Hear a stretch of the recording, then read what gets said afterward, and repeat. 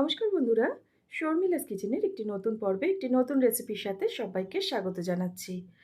আজকে নিয়ে চলে এসেছি বাচ্চা থেকে বড় প্রত্যেকেরই ভীষণ পছন্দের একটি ব্রেকফাস্ট রেসিপি, প্যানকেক। প্রথমেই এখানে আমি নিয়ে নিয়েছি 1 কাপ ময়দা। ওজন হিসাবে এখানে 200 গ্রাম ময়দা আছে। ময়দাটাকে এরকম একটা ছাঁকনির মধ্যে নিয়ে নিলাম চেলে নেবার জন্য। এর মধ্যে দিয়ে দিচ্ছি এবার 1 teaspoon baking powder. Baking powder আর ময়দাটাকে ভালো করে একটু মিশিয়ে নিয়ে একসাথে চেলে নেব।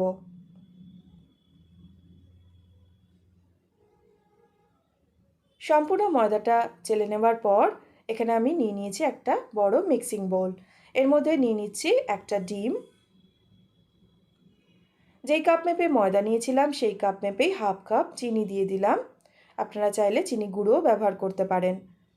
দিচ্ছি এর মধ্যে 1 টিস্পুন ভ্যানিলা এসেন্স আর দিয়ে দিচ্ছি 2 টেবিল স্পুন সাদা তেল।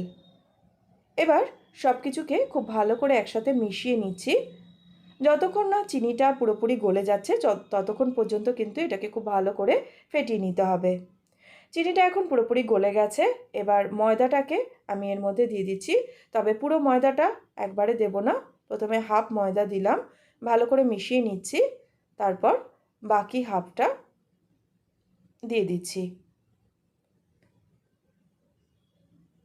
এবার এর মধ্যে আমি দুধ অ্যাড করব, তবে প্রথমেই কিন্তু খুব বেশি দুধ অ্যাড করতে যাবে না, তাহলে ব্যাটারটা পাতলা হয়ে যাবে। অল্প অল্প করে দুধটা অ্যাড করতে থাকবেন। এই ব্যাটারটা তৈরি করতে মোট আমার 4 টেবিল স্পুন দুধ লেগেছে। এবার আমি ব্যাটারের কনসিস্টেন্সিটা দেখিয়ে দিচ্ছি, দেখুন ঠিক এরকম হবে। খেয়াল রাখবেন এই ব্যাটারের মধ্যে যেন কোনো লাম্পস না থাকে। এবার এরকম একটা গোল হাতায় করে 1 হাতা ব্যাটার নিয়ে একটা ফ্রাইং প্যানের মধ্যে দিয়ে দিচ্ছি। ফ্রাইং প্যানটাকে আগে থেকে খুব ভালো করে গরম করে নিয়ে এখন কিন্তু গ্যাসের ফ্লেমটা একদম লোতে দিয়ে দিয়েছি। এবার ঢাকা দিয়ে দিলাম। 2 মিনিট বাদে ঢাকা উল্টে এবার প্যানকেকটাকে উল্টে দেব। এক একটা সাইড হতে আমার 1.5 থেকে 2 মিনিট সময় লেগেছে।